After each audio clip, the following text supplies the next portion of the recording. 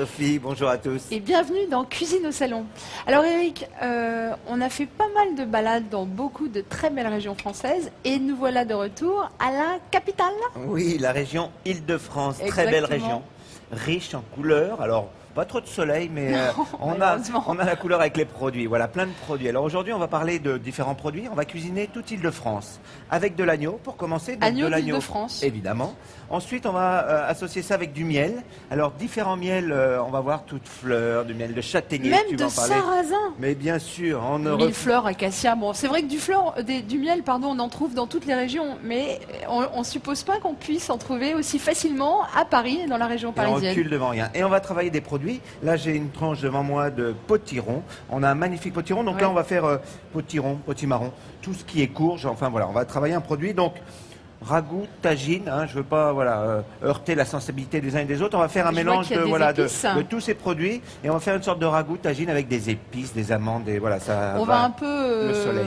apporter du soleil dans notre belle capitale. Alors tu disais effectivement potiron, on trouve beaucoup de potirons de courges dans la région parisienne. Et alors si vous avez le temps, allez faire un tour au potager du roi à Versailles. Vous pourrez découvrir des potirons, des courges en plein milieu naturel. Alors je voulais revenir sur le miel parce que c'est incroyable. À Paris, il n'y a pas que des embouteillages et des gens énervés. Il y a aussi du miel, des abeilles. Des abeilles surtout.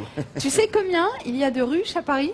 Oui, il paraît qu'il y en a énormément sur les toits de Paris. C'est assez surprenant d'ailleurs. 300 ruches sur les toits de l'Opéra Garnier, sur les toits du Grand Palais, dans les jardins du Sénat. Et alors les apiculteurs sont vraiment très très enthousiastes à Paris et ils vont même encore Ouais. installer des ruches. Tiens, je vais prendre juste l'agneau, je vais juste rentrer dans la recette. Alors on va faire revenir d'abord l'agneau. Oui. Donc un morceau de gigot, d'accord, ou un morceau d'épaule. Là, c'est quoi comme morceau? de gigot. D'accord. Alors un producteur évidemment d'Île-de-France qui nous a gentiment offert ce produit. Exactement. Alors je reviens sur le miel parce que je t'ai coupé pour te dire qu'on allait faire revenir là. Très grosse production. D'ailleurs, monsieur Oui. l'apiculteur qui nous a gentiment... Ça, c'est un miel de Brie, j'ai vu. Voilà, exactement. Et donc, très grosse production. On peut aller jusqu'à 40 tonnes de miel. Incroyable. Voilà. Alors, cette année, apparemment, ils en ont fait l'année dernière, 13 tonnes pour un problème de climat. Parce D'accord. que voilà, pas assez d'hygrométrie. Et donc, il y avait trop de froid dans les périodes, si tu veux, de D'accord. avril, mars-avril. Et donc, une petite production, mais de qualité. Oui. Il m'expliquait également que c'était que des essences naturelles. C'est-à-dire, on voit châtaignier, on voit Oui. tilleul, on voit tout ça, tu parlais de sarrasin. Oui. C'est que des essences naturelles qui font qu'on a des miels de très bonne qualité. Alors pour le moment à Paris, on ne récolte que 500 kilos de miel. C'est assez peu, mais c'est aussi du miel de qualité. Et alors une étude a montré que les abeilles parisiennes produisent 5 fois plus de miel que les abeilles en milieu rural. Moi, j'ai entendu Comme dire quoi, qu'elles tu vois étaient beaucoup plus chic, les abeilles Bah parisiennes. oui, elles très sont chic, parisiennes, tu voilà, vois. elles sont Mais parisiennes, elles arrivent c'est en ça. fait à trouver, tu sais, les Parisiens, ils ont toujours les solutions. Donc ils arrivent à trouver de quoi butiner et produire du bon miel. Alors qu'est-ce que tu vas faire maintenant? Donc, comme je l'ai dit, potiron, Oui. potimarron, donc courge.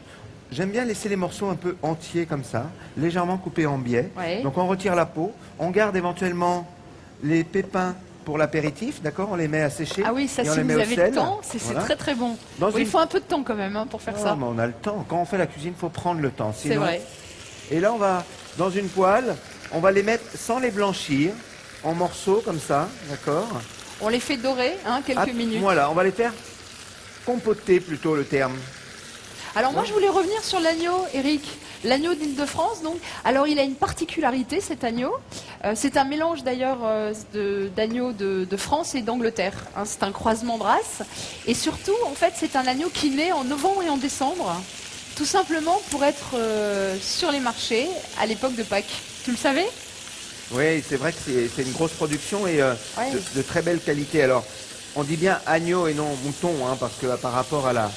Il y a Ah des oui, gens qui on sont le un voit peu plus d'ailleurs, sensibles, hein. on l'a vu là, il est très rose, il est très clair, contrairement au mouton qui est beaucoup plus foncé et qui a Alors, un goût très prononcé par Juste rapport à pour l'agneau. reprendre le fil de la recette, tu vois, Ouais. on y met donc un peu d'épices, hein, on va gingembre, un petit peu de cannelle, on peut Ouais. également mettre du cumin, voilà, Oui, moi j'aime bien les ou du tagines avec Cameroun pour nos amis marocains, Oui, j'aime bien les tagines avec du cumin.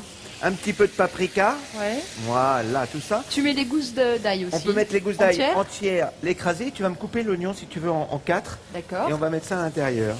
Voilà. Donc là, on va faire cuire ça tout doucement. dans notre récipient et on va pouvoir... Je te l'ajoute. Voilà, vas-y. Alors, il y a un organisme qui s'occupe de faire le regroupement de tous ces producteurs. Tu vois, tu parlais là par rapport à l'Île-de-France. Oui. Et alors, il y a un nouveau logo qui est sorti, qui est incroyable. C'est exactement ce que tu disais par rapport, et l'idée de la recette est là. C'est les produits venus d'ici et cuisinés ici, ça s'appelle. Je te montrerai le logo tout à l'heure. Oui, je veux bien. En fait, on se réapproprie, les producteurs de la région parisienne essaient de se réapproprier un peu leur terroir, alors, qui est très riche. Ils insistent sur le fait que c'est cultivé ici, mais c'est cuisiné ici. Donc ça évite le transport, ça évite de faire venir des produits qui viennent de je ne sais pas où. Donc on va tout cuisiner. C'est un peu l'esprit de notre recette là, avec le miel, avec complètement. tous les et qui pourtant qui nous dépayse, une recette qui nous dépayse pas mal. Oui, alors justement, c'est vrai que on n'imagine pas à Paris, dans la région parisienne, mais d'abord il y a beaucoup de plaines, on cultive beaucoup de blé, beaucoup de céréales, et il y a beaucoup de produits qui même tirent leur nom de la région. Asperges d'Argenteuil, la pomme de terre belle de Fontenay. Cerise de Montmorency. Exactement, bravo. Et puis le brie. le brie de Meaux. Alors le brie de Meaux qui bénéficie d'un AOC. Je te parlais de ça, regarde, toi c'est ça. Ah, c'est magnifique. C'est un logo comme ça, toi, et c'est carrément les produits qui sont venus d'ici. Ouais. Et qui sont préparés ici. Et il y a toute une liste, vous pouvez voir ça, il y a toute une liste de restaurateurs qui cuisinent les produits parisiens. Où est-ce qu'on peut trouver ça? On trouve ça sur le site internet, on trouvera sur le site internet. Je ne sais pas si on peut le citer, mais c'est sur le site de l'Île-de-France. Oui, il faut, si vous savez lire de près. Alors, tu te souviens de ce film avec Lino Ventura, Jacques Brel, tu sais, La Belle Aventure, je crois, ou La Grande Aventure, ou comment ça s'appelait? Et alors, ils sont en vacances et Lino Ventura n'en peut plus, en fait, des îles et des lagons. L'aventure, c'est l'aventure. L'aventure, c'est l'aventure. Et à un moment, il est sur ce voilier et il dit Paris, Paris, Paris. Et je le comprends, parce que c'est vrai qu'à Paris, on trouve quand même des produits incroyables et des producteurs qui savent les mettre en valeur. Pour continuer dans les produits, tu as la moutarde de Provins. La moutarde de Provins, j'ai eu l'occasion de la travailler déjà. Tu as également, alors un produit qui est excellent, regarde le miel, regarde ça. Donc là, moi j'ai utilisé... ça c'est du miel de châtaignier. Très bon en cuisson parce que c'est un miel qui est très fort. Donc là, on va faire confire gentiment ton potiron. Les potirons. Que me disais-tu alors après la moutarde? La moutarde de Provins, il y a également du safran. Et oui madame, du safran du Val d'Oise. C'est vrai qu'il y a des très grands producteurs de safran en France, on l'ignore. Il y en a beaucoup dans le sud, mais il y en a effectivement dans notre coin, dans la région parisienne. Regarde ça si on n'est pas bien. Ouais, c'est beau. Ça prend une belle couleur. On va toujours bien assaisonner tout ça. Un petit peu de sel. On peut y ajouter un petit peu d'amande aussi. Ouais. Voilà, bon, ça... Pas d'Île-de-France. Bon. Non. Ça va quand même. C'est juste pour amener un petit peu, voilà, des petites amandes ici. Un petit peu d'eau et on va pouvoir déglacer. Tu as mis des raisins déjà? Pas encore. Tu veux?